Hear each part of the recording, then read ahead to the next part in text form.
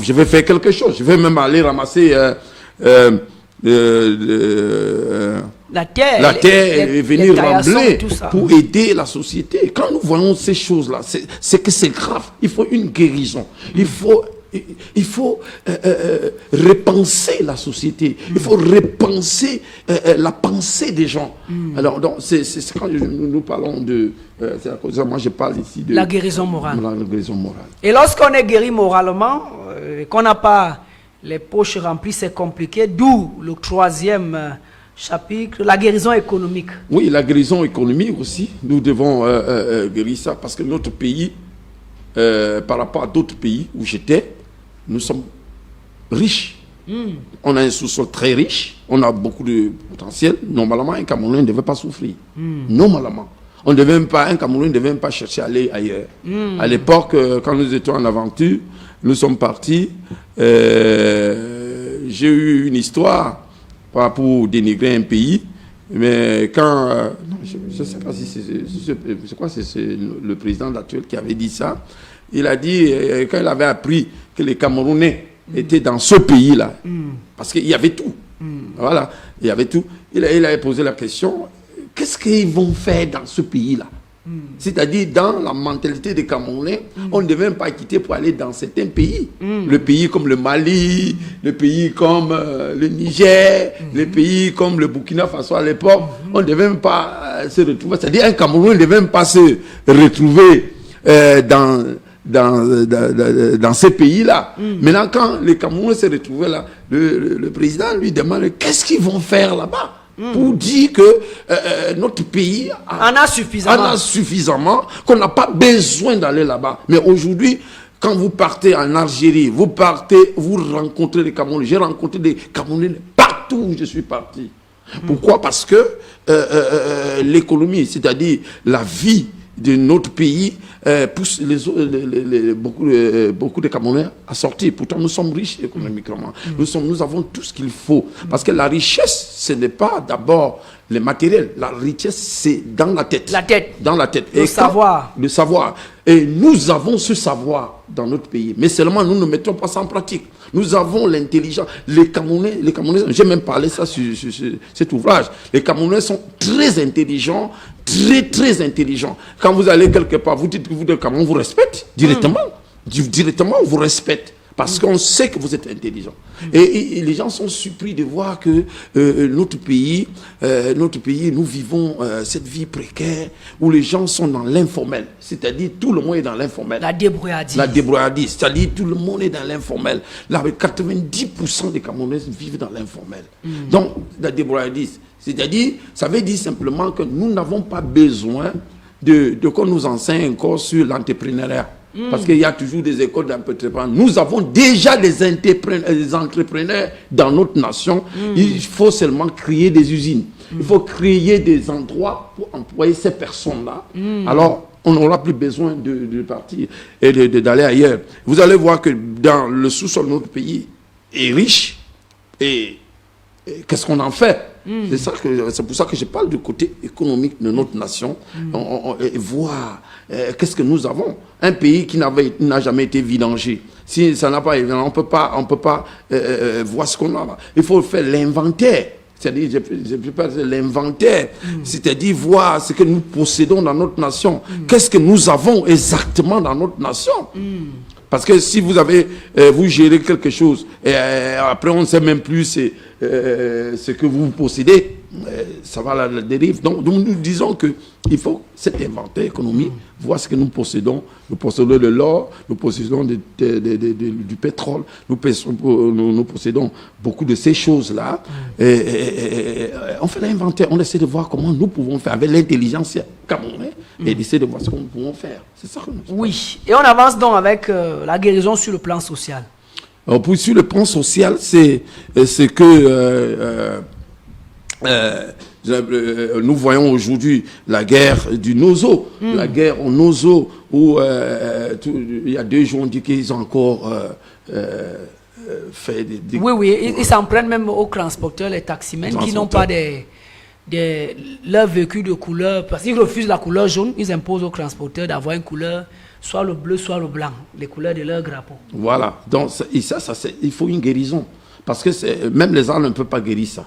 Il faut une idéologie, il faut une pensée, il faut une manière de faire pour ramener ces personnes-là qui sont, qu'est-ce que je peux dire là, qui sont tombés, c'est-à-dire tombés moralement, tombés socialement, tombés spirituellement, les ramener. Mais pour le faire, il faut une autre pensée. Parce qu'il faut estiper il faut enlever leur pensée. C'est de mettre une autre pensée. Mettre une autre pensée, c'est de travailler afin qu'on puisse... Aujourd'hui, il y a le problème du tribalisme dans notre pays. Donc, c'est dans le sens d'amener les Camerounais à comprendre que si tu es Camerounais, tu es Camerounais. Que tu sois à Fumban, tu ne dois pas dire que tu n'es pas chez toi. C'est-à-dire, tu es... chez vous là-bas à ça, c'est-à-dire si un Bamileke est à ça, il ne doit pas dire que ce n'est pas le chez lui. C'est ce travail-là que nous pouvons le faire. Parce qu'à l'extérieur, la diaspora camerounaise, nous vivons ça. Nous vivons ça à l'extérieur du pays. Quand les Camerounais se retrouvent à l'extérieur du pays, on ne voit plus que tu es Bassa, on ne voit plus que tu es anglophone, on ne voit plus que tu es... On sait seulement que tu es Camerounais. Tu es Camerounais, point barre. Donc, pourquoi ça peut se faire dans notre nation? Voilà, ça peut se faire. Et voilà pourquoi je parle de... la guérison sur le plan social. Le plan social. Maintenant, il y a un volet aussi que vous attaquez, celui de la guérison sur le plan politique. Oui, le plan politique, j'ai même écrit, j'ai dit ici, regardons un peu, j'ai dit, quand nous regardons autour de nous, nous voyons clairement que le pays est dans une impasse politique.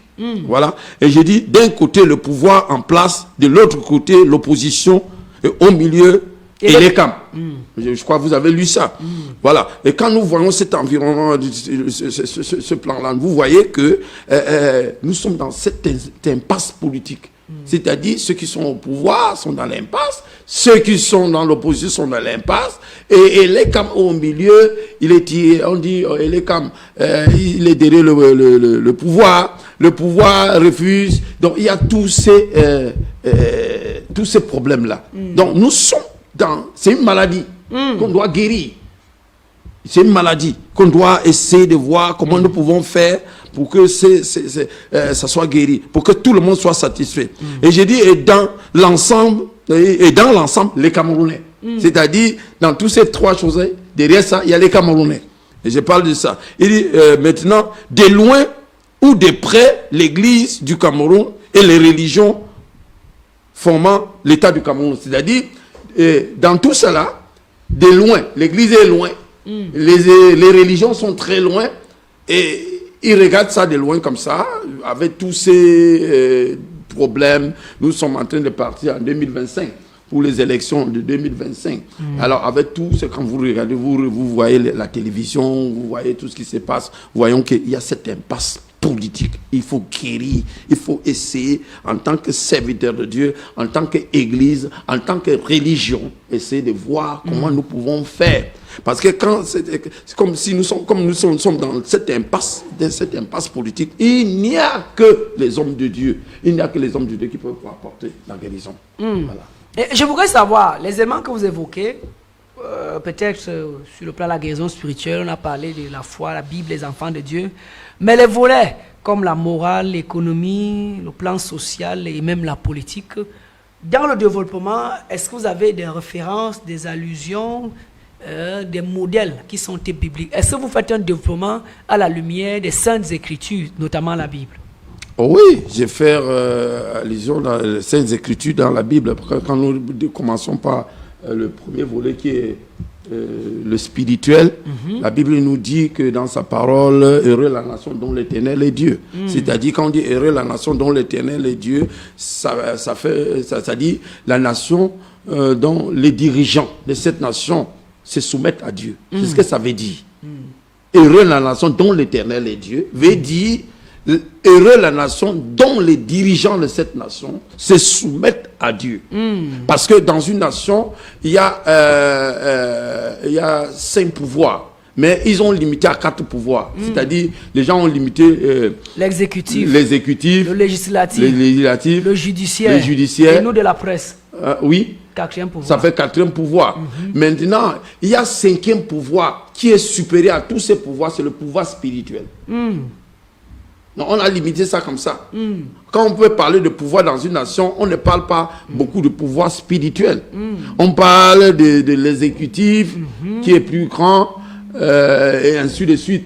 Mais que c'est le pouvoir spirituel qui devait être plus grand. C'est à cause de ça, un pasteur est plus supérieur à un président de la République. Le pasteur est supérieur au président de la République parce que le pasteur, ou bien le prêtre, ou bien le dirigeant spirituel, il est supérieur à un président de la République parce que le président de la République, quand il vient à l'église, il est son fidèle. Donc, et quand le pays est dans l'impasse, ce n'est que les hommes spirituels qu'on doit consulter pour apporter la solution dans une nation. Mais quand une nation est dirigée par des gens qui se soumettent à Dieu, au principe, pas se soumettre à Dieu simplement. Parce que toutes ces personnes que nous voyons autour de nous vont dans les églises, vont dans les mosquées. Est-ce qu'ils se soumettent au principe de Dieu? Voilà. Voilà pourquoi nous allons parler de 4, pour le plan de la guérison de la nation, est placé sur 4 piliers. Du 4 piliers. Donc, tout à l'heure, je crois que nous allons parler de ces 4 piliers. Donc, le côté spirituel, quand un pays est heureux, la nation dont l'Éternel est Dieu, et c'est une nation qui se soumet au principe de Dieu. Au principe de Dieu. Et quand cette nation est soumise au principe de Dieu, la paix va venir, la joie va venir, les gens vont vivre dans la félicité, les gens vont vivre heureux, les gens seront contents. Mais malheureusement, beaucoup de dirigeants de nations ne se soumettent pas à Dieu. Voilà pourquoi le monde a des problèmes aujourd'hui. Le monde a des problèmes aujourd'hui parce que beaucoup de personnes ne se soumettent pas à Dieu. Et pour ce faire, la thérapie, le médicament, là, vous parlez donc de ces 4 prières pour la guérison. Ce sont lesquels? Le premier prier pour la guérison de cette nation, c'est le pardon. C'est le pardon. Voilà le premier pilier. Il faudrait que nous retrouvons, que les Camerounais puissent pardonner. Pardonner, c'est pardonner. Pourquoi? Pardonner parce qu'avant l'indépendance, il y a eu beaucoup de choses qui sont passées. Après l'indépendance, il y a eu beaucoup de choses qui sont passées. Et nous sommes depuis 82. Parce qu'après l'indépendance, le président Aïjo a pris le pouvoir. Et jusqu'en 82, il y a eu des choses qui sont passées. Et de 82 jusqu'à nos jours, il y a eu beaucoup de choses qui sont passées. Donc les Camerounais ont besoin de s'asseoir et de se pardonner. Se pardonner. Et ça, c'est le premier pilier. Le pardon. C'est sans pardon, demandez, parce que ce pardon va aller au niveau de Dieu. Parce que le pays, quand nous voyons Ninive, la Bible nous dit que Ninive... Dieu devait détruire. Dieu devait détruire Ninive. Et quand Jonas est venu, je suis peut-être le Jonas de ce temps-ci, quand Jonas est venu crier sur Ninive, le président de ce pays, c'est-à-dire le roi a décrété un jeûne et ce roi a mis la cendre, c'est-à-dire symbole d'humilité, de symbole de se rabaisser. Et on dit même qu'il était descendu de son lit. Il ne dormait plus sur son lit. Alors, même les jeunes, les enfants ont jeûné, même les animaux ont jeûné. Ils ont décrété même le jeûne. Et Dieu a épargné cette nation. Et ça peut se faire dans notre nation. C'est-à-dire un temps de pardon et de réconciliation. De pardon, ça c'est le premier pilier. Le deuxième pilier, c'est la réconciliation. La réconciliation. Le deuxième pilier, c'est la réconciliation. Donc on doit, et après le pardon, va venir la réconciliation. On peut se réconcilier. Et oublier le passé. J'ai une chanson intitulée « Le passé, c'est le passé ». C'est le présent et le futur qui comptent. Le passé, c'est le passé. Le présent et le futur qui comptent. On oublie le passé, mais avant d'oublier le passé, il faut d'abord mettre enfin, il faut mettre en place ce qui s'est passé avant et pardonner, n'est-ce pas, et se réconcilier. Et après la réconciliation, on va invoquer la paix. On va parler de la paix. Et la paix, pourquoi? La paix pour amener les Camerounais à vivre dans la paix. Quel que soit le lieu où tu te trouves, tu vis en paix. Que tu sois à Bamenda, que tu vives en paix. Il y a des principes que nous pouvons mettre sur pied, que je ne peux pas déjà dire ça ici, pour que nous puissions mettre toutes ces choses en place. Et sans ça, le quatrième pilier ne peut pas, qui est la construction. Nous ne pouvons pas construire si nous ne sommes pas pardonnés. Nous ne pouvons pas construire si on ne sait pas réconcilier. Nous ne pouvons pas construire si nous n'avons pas la paix. Le quatrième pilier, c'est la construction. Et cette construction est très vaste. C'est très vaste. Et la construction politique, la construction, on va refaire la construction de notre pays, on essaie de construire notre pays. Et je crois avec l'intelligence camerounaise, et nous pouvons reconstruire notre pays politiquement, économiquement, matériellement et dans tous les domaines. Nous pouvons le faire. Des éléments qui figurent dans cet ouvrage. Dans cet ouvrage, oui. Où en est-on pour ce qui est de son élaboration? Est-ce qu'il est déjà disponible? Oui, c'est quelque chose que je suis en train d'évoluer avec, de récolter les éléments pour pouvoir nous bien nourrir, bien équiper et bien nourrir cet ouvrage. Donc, je récolte les éléments parce que j'ai fait recours à l'histoire. Le pardon avant l'indépendance. Donc, je fais recours à l'histoire. Je dis, voir l'histoire. Donc, je vais ajouter l'histoire de ce qui s'est passé avant l'indépendance. Et le pardon après l'indépendance, c'est-à-dire de 60 jusqu'en 82. Je fais recours à l'histoire pour faire cette histoire-là. Et le pardon de 82, la date où notre président est arrivé, jusqu'à aujourd'hui, il y a une histoire qui s'est passée. Il faut ajouter l'histoire dans ça. Et maintenant, les autres développements, par exemple, sur la construction, j'ai évoqué sur la construction une forme de politique. Quand j'ai dit dans cet ouvrage qu'on ne devait même plus faire la politique. La politique, c'est là de gérer la société. C'est gérer la gérance de la société. Mais c'est ce que les Blancs nous ont amenés à faire. Et quand vous partez, vous êtes dans un pays, vous venez gérer, il y a un problème. C'est-à-dire, quelqu'un qui gère la boutique de quelqu'un n'est pas propriétaire. Est-ce que vous comprenez ce qu'on veut dire? Il est juste gestionnaire. Il est simplement gestionnaire. Il gère la société. Il gère. Maintenant, on pouvait dire que c'est le peuple qui est patron. Mais quand nous voyons aujourd'hui, est-ce que c'est le peuple qui est patron? Parce que le patron de la boutique qui est le Cameroun, c'est qui? C'est le peuple. Mais ceux qui nous dirigent sont des gestionnaires. Des gestionnaires. Bon, maintenant, finalement, c'est ceux qui gèrent qui sont devenus des patrons. Quand vous allez dans des endroits pour rencontrer un sous-préfet, mais je ne sais pas, pour rencontrer un sous-préfet, il faut... C'est compliqué. C'est compliqué. Pourtant, c'est toi qui es le patron de ce sous-préfet. C'est ça, il faut comprendre. C'est ça la construction. Si on ne construit pas la construction, c'est toi le patron. C'est-à-dire, c'est les citoyens qui sont des patrons. Vous comprenez? C'est les Camerounais qui sont les patrons. Et il faut enseigner les ministres. Il faut amener les ministres à comprendre même le mot ministre. Le mot ministre veut dire quoi? Le mot ministre veut dire serviteur. Service. Le ministère veut dire service. Le ministre veut dire serviteur. Et non roi. Et non roi. Et non parvenu. Non un patron. Qui est là, aujourd'hui, dans notre société, dans notre pays, les ministres sont des patrons. Ils ne sont pas des serviteurs, ils sont des patrons. C'est à cause de ça, vous ne pouvez pas voir quelqu'un descendre. Peut-être le ministre c'est pas celui qui fait les routes, je ne sais pas qui. Les travaux publics. Les travaux publics. Vous ne pouvez pas le voir faire le tour à Yaoundé pour voir les routes. Il reste dans son bureau. Vous voyez? Maintenant, quand on change cette politique-là, on apporte ce qu'on appelle la réalisation. C'est un mot que moi-même j'ai trouvé, la réalisatique. C'est-à-dire l'art de réaliser la société. Moi, ça c'est un mot, c'est mon mot, la réalisatique. Et c'est cette politique de Dieu. Dieu réalise, Dieu ne gère pas.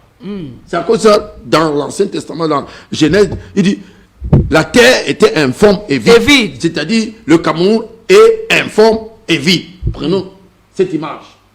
Dieu dit que la lumière soit. La lumière fut. Dieu vient réaliser le Cameroun. Donc, il faut cette politique actuellement d'amener à ceux qui nous dirigent, ou bien ceux qui vont nous diriger après, d'enlever l'esprit de gérance. Parce que les Blancs ne gèrent pas. Ils réalisent. Quand tu as un projet, c'est un projet de réalisation. Tu viens réaliser la société. Et quand tu ne réalises pas bien la société, prochainement, le patron te dit, monsieur, Tu as échoué. tu as échoué, je t'ai vu. On te vit. C'est ça que je parle dans cet ouvrage-là, la réalisatique. Et cela est même pour l'Afrique. L'Afrique doit sortir. Déjà, il y a les pays comme, parce que je suis beaucoup des informations, il y a les pays comme le Burkina Faso, les pays de l'AES, la ronde de l'AES, là, voilà. Ils ont compris ça. Parce que moi, je ne peux pas comprendre qu'un pays comme le Niger a l'uranium et le village où l'uranium sort n'a pas de lumière. Le pays prend la lumière à l'extérieur. Pourquoi? Parce que dans la mentalité, dans l'ensemble, on a dit, bon, vous êtes des gérants, vous gérez. Ça ne vous appartient pas. Ça appartient à d'autres pays. Vous gérez. Et bien maintenant, pour rester au pouvoir longtemps, non, tu gères juste. Tu as certaines faveurs. Et c'est ça. Et c'est à cause de ça que les pays, les Nigériens, nous voyons les Nigériens, ils sont là pour couper les ongles un peu partout. Pourtant, ils sont riches. Pourquoi? Parce qu'il n'y a pas eu cette politique de la réalisation dans leur pays. Mais aujourd'hui, ils ont compris. Ils ont compris. Le Mali a compris, le Burkina a compris. Aujourd'hui, le Burkina Faso est en train de mettre sur pied un centre nucléaire hein, pour produire l'électricité en abondance. Et pourquoi pas dans notre pays? Pourquoi pas au Cameroun? Pour que ces délestages, aujourd'hui, nous avons eu des problèmes de délestage aujourd'hui, c'est une maladie. C'est une maladie que souffrent tous les Camerounais. L'eau, on n'en a pas. Pourquoi? Parce que ceux qui sont là, ceux qui sont avec nous aujourd'hui, n'ont pas compris qu'on doit réaliser la société. Et c'est ça, Dieu. Dieu vient réaliser la société. Dieu veut apporter le bonheur à la société. Et c'est cette forme de pensée, j'ai envie d'emmener dans la nation, à travers cet ouvrage-là, pour que ceux qui vont nous diriger après, ou bien ceux qui sont là, on doit seulement les pardonner. Bon, maintenant, ceux qui vont venir après, et doivent rentrer dans ma forme de pensée qui est la réalisatique. Réaliser la société. Ok, cela sous-entend qu'il sera disponible. On va le commercialiser, ça va se passer comment? On va le distribuer. On procède comment pour l'avoir? Bon, déjà, je vais finaliser cela. Lorsque je vais finaliser, je vais faire une conférence de presse avec vous, avec les journalistes, et voir par quelle mesure nous pouvons déjà faire parvenir ça à l'État du Cameroun. C'est-à-dire envoyer ça à la présidence, envoyer ça au Sénat, envoyer ça à l'Assemblée nationale, envoyer ça, je sais pas, dans toutes les sphères, et envoyer ça aussi également aux opposants. Voilà, et envoyer les pensées pour qu'en 2025, puisque 2025 est en train de venir, nous mettions sur pied déjà, il faut dire avant 2025, que nous mettions sur pied une journée de pardon et de réconciliation que Dieu m'avait inspiré depuis 2013 pour essayer d'amener les Camerounais à se pardonner. C'est d'abord la première sortie là que je vais faire quand ça sera finalisé. Ce n'est pas un truc volumeux. Parce que les gens m'ont demandé, mais ce n'est pas volumeux. J'ai dit, mais beaucoup de gens ont écrit des choses volumeuses. Qu'est-ce que ça a apporté? Il faut les choses bien claires, concises et précises, qu'on peut travailler sur ça et que ça aide la nation, que d'écrire des bouquins. Quand je vois même ce que nous disons les intellectuels au Cameroun, moi je ne comprends pas. On dit que nous comme ça, on n'est pas allé à l'école. Mais je dis, mais c'est pas possible. Ceux qui sont partis à l'école, vous partez à l'école pour que nous vivons avec les ordures en ville. Non, je ne vois pas un intellectuel. Pour moi, un intellectuel, c'est celui qui met en valeur ses propres potentiels. C'est-à-dire, il met en valeur ce qui est en lui. Donc, il développe ses capacités intérieures. C'est ça, pour moi, c'est un intellectuel. Les intellectuels qui sont partis étudier l'école Charlemagne. Charlemagne, qui n'est pas mauvais. C'est à cause de cette école Charlemagne que nous pouvons échanger ici et tout. Mais ça ne suffit pas, l'école Charlemagne. Parce que l'école Charlemagne n'est pas venue pour nous développer. Ce n'est pas venu pour nous amener à être plus intelligents. Ou plutôt, c'est venu supprimer notre intelligence.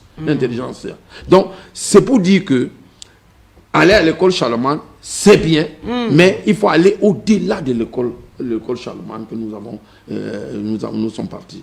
Et où beaucoup de gens se disent intellectuels par rapport à l'école Charlemagne. Donc nous appelons tous ceux qui nous écoutent et qui ont des capacités en eux de sortir cette capacité-là pour que nous réalisions notre nation.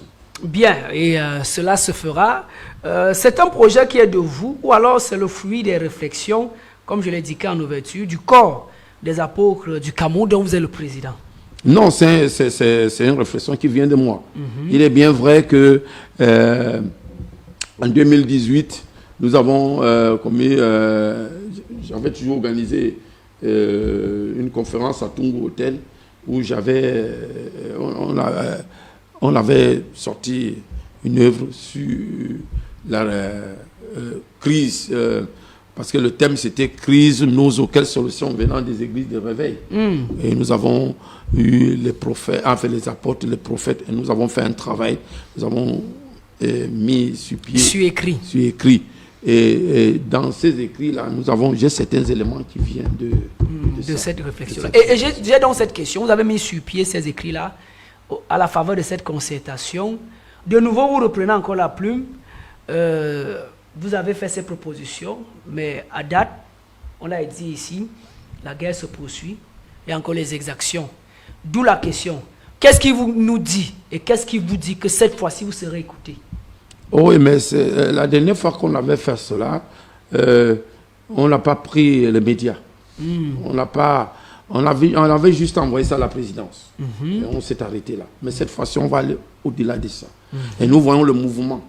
Il faut lire le temps. En tant que prophète dans cette nation, on lit le temps. Nous sommes dans une transition. Notre pays est dans une transition. Et l'Église aussi doit prendre position pour apporter quelque chose dans notre société. C'est à cela, on a réfléchi, on a dit que l'Église ne doit pas toujours continuer à prier sans poser des actes. Et je n'interpelle pas seulement l'Église, j'interpelle les religions. C'est-à-dire toutes les religions, que ce soit les catholiques, que ce soit les musulmans, que ce soit les témoins, enfin toutes les religions, d'essayer de voir, parce que pour moi c'est l'interpellation, interpeller toutes ces religions-là, pour qu'on puisse se mettre même ensemble, pour essayer de voir comment nous pouvons aider notre nation, parce que Dieu nous a donné cette nation, Dieu nous a bénis avec ce pays. Et comme Dieu nous a bénis avec ce pays, nous sommes des Camerounais avant d'être serviteurs de Dieu. Donc, si Dieu nous a bénis avec cette nation et que nous sommes des serviteurs de Dieu, ça veut dire que nous sommes supérieurs. Parce que pour que la nation soit guérie, il faut un pouvoir supérieur. Et le pouvoir supérieur, c'est ceux qui connaissent Dieu, ceux qui se disent de Dieu. C'est ça le pouvoir supérieur.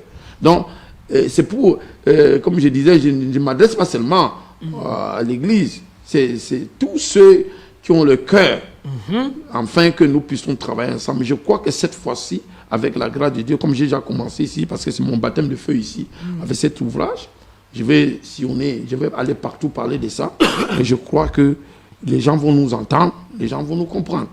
Donc ceux qui sont en train de nous écouter, déjà, même après cette émission, vous pouvez nous contacter. Si vous aimez votre nation, vous pouvez nous contacter que vous soyez politicien, que vous soyez de l'opposition, que vous soyez de pouvoir, parce que notre but, c'est que le pardon soit dans notre nation. C'est-à-dire que ce soit de l'opposition, que ce soit le pouvoir, qu'ils sachent qu'ils sont Camerounais avant d'appartenir à ces plateformes politiques. Merci. Vous avez dit qu'il y a la possibilité de vous contacter. On procède comment? Vous nous donnez les numéros. Voilà, le 6 71 71 44 44 34 34 78. 78, on Ça- reprend s'il vous plaît, oui. 6 71 71 44 44 34 34 78. 78. Ça, c'est mon numéro WhatsApp. Ok. Mhm.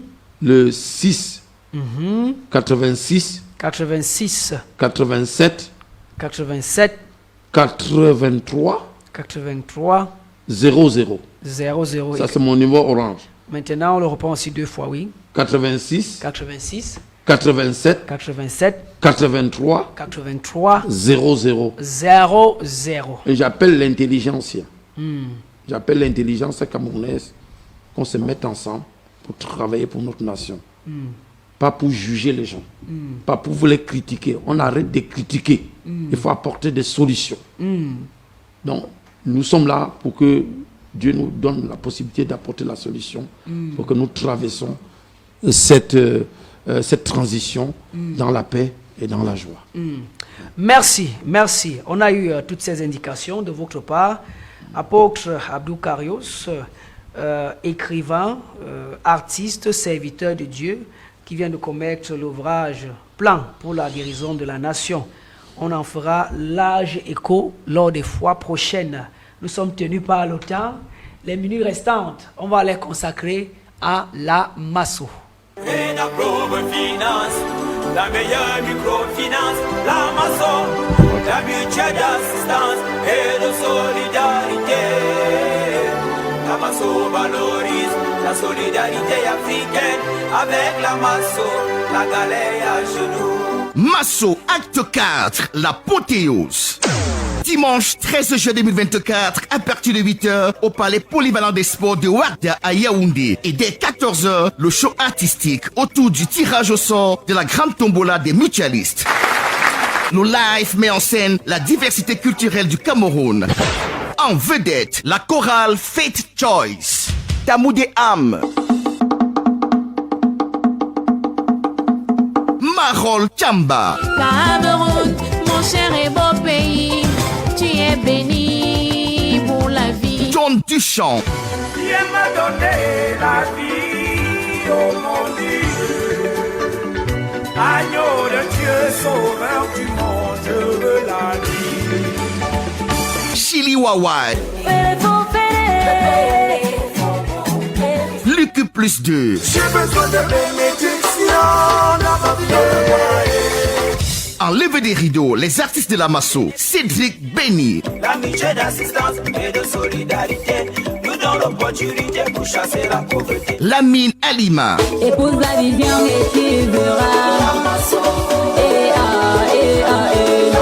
Adage. Réna pour accompagner l'État du Cameroun, toujours fiable, elle rassure, inscrivons-nous tous, devenons des mutualistes. Sami Wambo. Mettons-nous ensemble et nous serons victorieux. Adhérons-nous tous à la maçon. Et Richard. La maçon, la maçon, la maçon. Venez nombreux au Palais des Sports de Yaoundé célébrer la solidarité africaine le samedi 13 juin 2024 à partir de 8h. À la Masso, vivons simplement nos On va valeurs manger le africaines. plat de... Ok, au pas de course, on va retrouver la Masso Ange Raoul Nguetum pour les rappels, notamment les deadlines à respecter. Le premier, c'est le 29, dans 8 jours. Ah oui, justement, bonjour déjà à tout le monde. Bonjour à tous les auditeurs. Bonjour à tous les mutualistes de la Masso et même ceux qui sont encore en route en train de venir. Le deadline, c'est justement dans 8 jours. Vous savez que l'année de la Masso, considérez le 30 juin comme notre 1er janvier et considérez le 29 juin comme notre 31 décembre. Donc nous sommes à 8 jours du 29 juin qui est notre 31 décembre, dans notre fin d'année. Et ceux qui auront déjà terminé leurs 26 000 durant cette période, et même ceux qui sont en route déjà en train de venir, directement le lendemain qui est notre 1er janvier au 30 juin, ils deviennent mutualistes de plein droit. Donc vous arrivez maintenant, ou que vous arrivez peut-être demain, vous aurez exactement les mêmes droits que celui qui est arrivé Il y a 10 mois. depuis peut-être 10 mois. Donc c'est un peu comme ça. Donc nous exhortons donc tous nos frères et sœurs qui traînent encore le pas, allez vous mutualiser, et ceux qui n'ont pas encore terminé. Parce qu'ils sont aussi nombreux qui se sont mutualisés, beaucoup qui sont mutualisés et qui sont déjà à 15 000, 12 000, 25 000, 24 000 par là. Certains sont encore à 1000 francs et autres. Allez dans une agence Renapro Finance SA et faites le maximum pour arriver à 26 000 francs. Parce que vous n'arrivez pas à 26 000, au soir du 29 juin à 16h, vous ne serez jamais mutualiste. Ne sont mutualistes que ceux qui ont terminé leurs 26 000.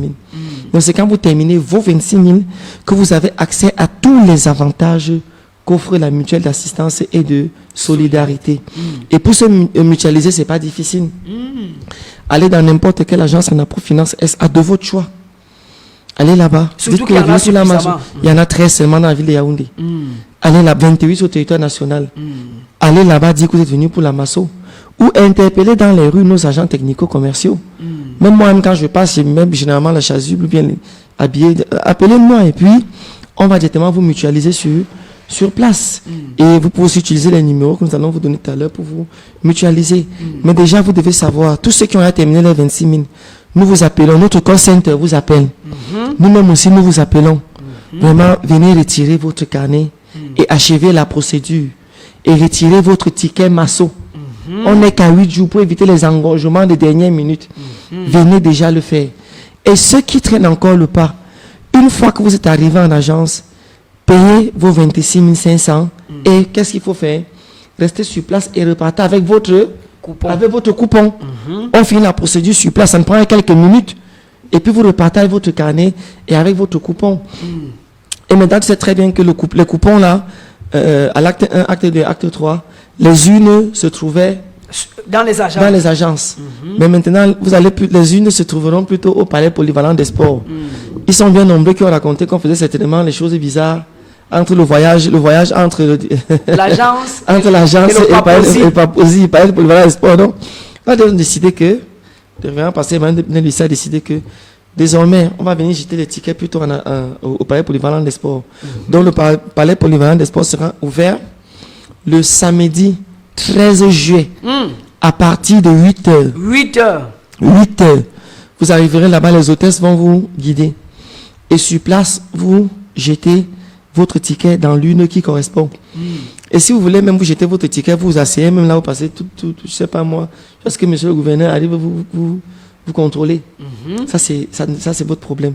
Pour vous aussi jeter votre ticket, comme monsieur le gouverneur va arriver vers 13h par là, vous faites l'effort d'être revenu dans la salle au plus tard à 12h. Les cérémonies vont commencer. Pourquoi? Parce que tous ceux qui seront tirés au sort, si vous n'êtes pas présent dans la salle, ou si vous n'avez pas un représentant dans la salle qui a par devers lui une procuration dûment signée par vous, non, il n'y aura rien, on ne vous donne pas. On ne donne pas aux absents. On ne donnera pas aux absents. Ils ont tort. Non, là, ils auront vraiment tort.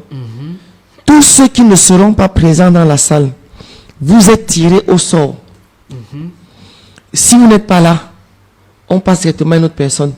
Si vous sentez que vous n'allez pas venir, faites une procuration, vous remettez à quelqu'un qui va venir vous représenter. Parce qu'on peut appeler le nom de Georges et Salah. Pas d'autant pour moi. On peut appeler le nom de Georges et Salah. Quelqu'un se met derrière et commence à danser dans son cas que non, c'est Georges et Salah. Ou il vient dire que je suis son représentant. Tu prouves avec quoi? Donc pour plus de transparence, vous venez avec la procuration dûment signée. Dûment signée. Ça, il faut qu'on soit très clair là-dessus. Pas le titulaire lui-même. Et vous savez tous très bien aussi que lorsque le mutualiste à l'acte 4, par exemple, recevait un financement ou bien une offre Masso quelconque, il était tenu de déposer 35% avant d'accéder à cela. Je m'explique. Vous avez peut-être reçu 2 millions pour financer votre activité. Vous devez déposer 35% de 2 millions. Non, mais vos 2 millions, quand vous aurez remboursé sans intérêt, on vous remet vos 35%. Ce n'est plus le cas. Non, ce n'est plus le cas parce que déjà, on sait que c'est très difficile pour certains de cotiser ne serait-ce que 26 000. Or, il vient cotiser 26 000, il cherche peut-être 1 million ou 2 ou 500 000 ou un taxi et autres parce qu'il veut justement que sa vie change. Il n'a pas les moyens. Donc, venir encore recevoir ce blocage-là, le président pasteur Emmanuel Noël Bissay l'a purement et simplement supprimé. Ça n'existe plus. Quand vous recevez une offre Masso, directement, vous venez remplir les formalités et on met cela à votre disposition. C'est comme ça donc que ça va se passer. Et vous savez tous très bien que la MASO, c'est quoi? C'est l'assistance médico-sanitaire pour le mutualiste et maximum 10 personnes de sa famille. C'est l'assistance juridique et judiciaire pour le mutualiste gratuitement. C'est l'assistance en cas d'événement heureux ou malheureux. C'est votre retraite que nous préparons. Et vous avez la possibilité de prendre un forage chez nous. Il vous suffit d'être 20 mutualistes au moins à jour de toutes vos cotisations. Nous venons dans votre localité, dans votre quartier. Et là-bas, on dépose un forage. Et il ne faut pas oublier qu'il y a l'Institut universitaire Bissau aussi, qui est un côté un centre de formation. Un centre de formation, c'est même le CEP. C'est que là-bas, non, ce n'est pas les diplômes. On regarde pas le diplôme. Non, c'est le CEP. Avec le CEP, vous venez, BPC, CEP, niveau 4e, 5e, probatoire, vous venez vous former. Ça ne veut pas dire que ceux qui ont le doctorat ne peuvent pas venir. C'est ouvert pour tout le monde. Les frais d'études ont été divisés par 3. Là-bas, la formation pratique est à 80%. 80%. La formation théorique est à 20%. C'est comme ça que ça se passe au centre, à l'Institut universitaire Bissau. Et les paiements là-bas sont très flexibles. L'étudiant ou l'apprenant peut payer simplement 1000 francs. Tous les jours. Tous les jours, ou 6 000 francs chaque semaine. Et il va se rendre compte qu'il a fait son année, il a terminé ses études sans qu'il n'ait de pression. Les parents même qui nous écoutent là se demandent où leurs enfants qui ont eu le bac déjà, ou bien ceux qui viennent de composer dernièrement là, où est-ce qu'ils iront, ou même ceux qui ont complètement grillé, ils sont au quartier, où est-ce qu'ils iront se former.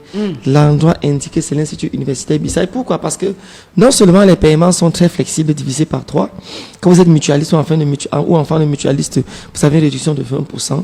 Non seulement c'est comme ça, mais en plus, parmi vos enfants qui viennent chez nous, ceux qui sont bons sont directement recrutés dans le consortium Renapro Finance SA. Et on leur donne même la possibilité. Imaginez un enfant qui a eu un BTS, qui veut peut-être aller en licence professionnelle. On le recrute. On lui donne la possibilité de venir travailler en journée. Il gagne son salaire et d'aller continuer les cours en soirée. Ok. Donc je crois que c'est quand même merveilleux. C'est merveilleux.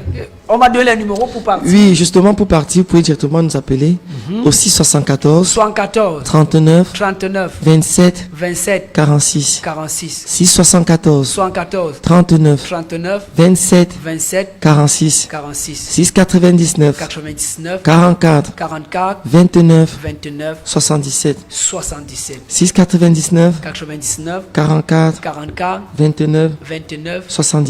62. Et si tu permets juste une seconde, je vais ici rendre un vibrant hommage à celui qui fut l'un de mes meilleurs amis sur cette terre, que j'ai rencontré au lycée. Le Seigneur Jésus-Christ l'a rappelé à lui mardi dernier. Il s'appelait Ducuy Desan Jules César. On était au lycée d'Elixono. Il est même passé par le collège adventiste aussi. Et un peu vers le lycée de Nkoleton. Ducuy Desan Jules César nous a quittés mardi dernier. Et la levée de corps, la levée de son corps se fera tout à l'heure à l'hôpital de Djungolo à partir de 16h. Et nous irons directement à la paroisse Saint-Michel-Archange de Liguéjoa, la paroisse qui est dans le marché de Liguéjoa, où il y aura une grande veillée qui va s'achever vers 23h, heure à laquelle le cortège funèbre va prendre la route pour l'Ouest Cameroun. Merci. Merci, merci. Sur ce, on met un terme à cette émission.